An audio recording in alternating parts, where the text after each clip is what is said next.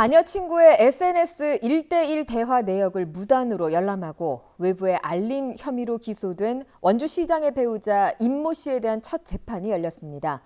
임 씨는 혐의를 전면 부인했는데요. 검찰은 수사 과정에서 무혐의 처리했던 다른 혐의에 대해서 재수사에 들어갔습니다. 황구선 기자입니다. 자녀 친구의 SNS 계정으로 1대1 대화 내역을 열람하고 그 내용을 외부에 공개한 혐의로 기소된 47살 임모 씨, 원광수 원주시장의 배우자입니다.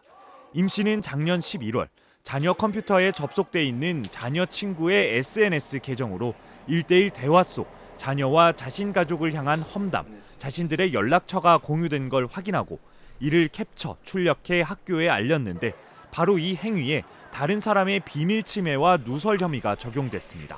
애당초 검찰은 임 씨를 정보보호법 위반 혐의로 벌금 300만 원에 약식 기소했지만 법원은 직권으로 정식 재판에 넘겼습니다. 그 후 3개월 만에 열린 첫 재판에서 임 씨는 혐의를 전면 부인했습니다. 임 씨 변호인은 범죄에 해당하는지도 몰랐고 범행을 저지르려는 고의도 없거니와 자녀가 학교 폭력을 당했다는 증거를 확보하기 위한 일종의 정당 행위였다고 주장했습니다. 검찰은 임 씨 측이 혐의를 부인하는 만큼 다음 달 열릴 두 번째 재판에 이 사건 피해 학생과 부모를 증인으로 요청했고 법원도 증인으로 채택했습니다. 이번 사건과 관련해 검찰이 한 번 무혐의 처분했던 다른 쟁점에서 임 씨를 재수사하고 있는 걸로 확인됐습니다.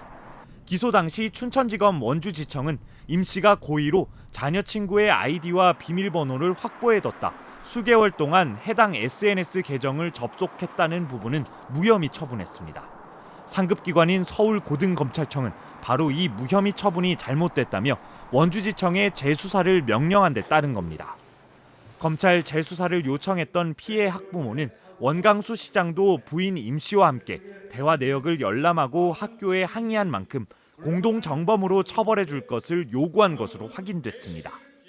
검찰은 재수사는 시작됐지만 수사 범위에 원 시장이 포함돼 있지는 않다고 밝혔습니다. MBC 뉴스 황구선입니다.